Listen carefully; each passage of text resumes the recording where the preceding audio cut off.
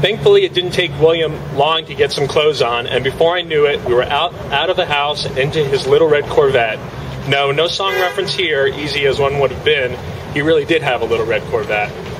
William looked like he was born for that car of his, too, and when he put those big black Ray-Bans on, man, let me tell you, it was fantasy made flesh. My heart, by then, was racing as fast as the engine, which might have been because I was on a modicum of drugs. Anyway, quite suddenly, my head was reeling, my feet were tapping, my hand was slapping my knee, and I was up and away. Whoosh! Well, I hated to admit it, but those couple of bumps really did the trick. And when I looked over at William, he had the biggest shit-eaten grin on his beautiful face. He was just smiling and nodding and vibrating all over. At least he looked that way to me. Maybe in reality it was me that was vibrating and he was sitting still. Whatever, because the effect was the same. Then he cranked up the radio, and we both looked at each other again. And at that exact same moment, we both started singing to Rock Lobster, something about boys in bikinis and girls in surfboards. That's when I felt it, too. You ever have that feeling of pure joy when you just, it dawns on you that you're alive and breathing and happy as all fuck? When the great big slot machine of life tumbles over to 777s? Well, that was what I felt like right at that split second. Yeah, I know it was the coke and the cool San Francisco air hitting me in the face, but all I was certain of at that very moment was that I was happy. And whatever the cause, I, for one, wasn't knocking it. Secret, William said, staring at the road ahead, that mesmerizing grin still plastered to his equally mesmerizing face. The sun had fully woken up, and looking in the rearview mirror, I could see the patches of green grass on Twin Peaks.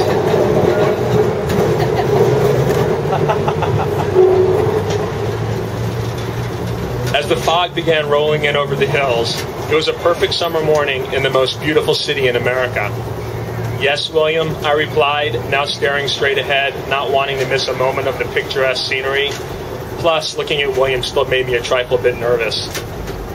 He began to nod.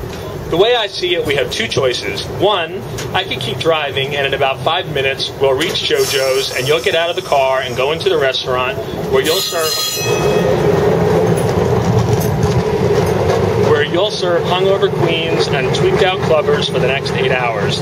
Oh, and that shit you snorted will wear off right about the time every one of your tables has been seated, and 20 other people are waiting for a chance to fill one of them the split second they become available. Or, I wondered, not really liking the first option.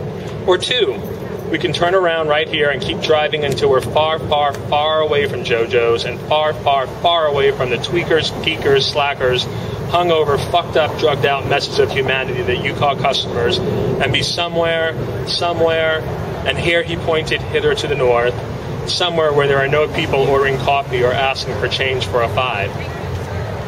And where, pray tell, would that be? Forgetting that not only did I have to be at work in approximately 5 minutes, and then if I failed to perform that duty, I would no doubt be unable to pay for food, gas, rent, or, heaven forbid, a new bottle of wet. Black Sand Beach, he answered, smiling and tapping his fingers on the steering wheel. Blondie was now singing One Way or Another.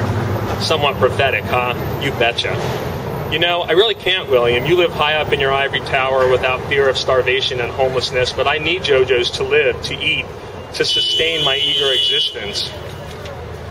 I sighed heavily. Maybe you should just take me to work. Now, I may have said it, but it was obvious from my tone that I clearly didn't mean it. Way too melodramatic, sis, for this early of the morning. I mean, please, you're like 21 or something, probably fresh out of college, and JoJo's was like the first paying thing that came along. Am I right, Secret? Am I right? Of course, he didn't wait for a reply. Well, just sit there and stop your fretting. Auntie William will take care of everything.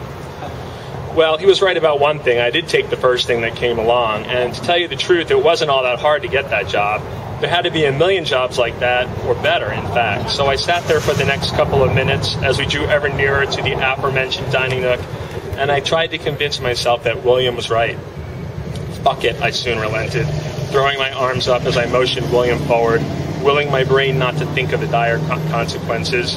Again, I was only 21. William was also right about that, meaning common sense and thinking things through were not my forte.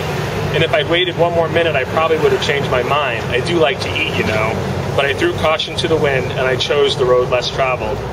Fuck it, William shouted back. Fuck the whole damn thing. And we were off. Not surprisingly, the elation I'd been feeling just 5 minutes earlier had given way to an awful feeling of doom and apprehension. What, I thought to myself, had I just done? Naturally, William had the cure.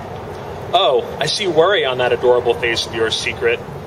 I told you I'd take care of it. Here, take this and perk up, sweetie. Gray clouds are going to clear up, so put on a happy face. Then he handed me that same little baggie. Well, I was already in it up to my chin, might as well go all the way under. I took the spoon and the mirror and took a bump up each nostril. It went down a little smoother this time. No, a different spoon and mirror that I had used that morning. This one he pulled out of the glove compartment. That should have told me something right there, huh? The next few minutes we drove in silence. By then, my mind was racing with all kinds of thoughts. I mean, there I was, zooming to Lord knows where with a man I just barely knew and at times couldn't even stand. I was jobless, presumably. I was broke, definitely. And I was now wired for sound. But then we hit the Golden Gate Bridge, and I got a shot of the bay and the boats and the hills and the virgin white fog rolling gently over the lofty rust-colored bridge. And I just snapped out of it. I was free from that crappy job, and miles away from my rat nest hovel, and driving in a snazzy red Corvette with Tarzan. And me, Jane, felt just hunky-dory. Welcome to the jungle, friend. Keep a good grip on the vines. The drop down is a killer.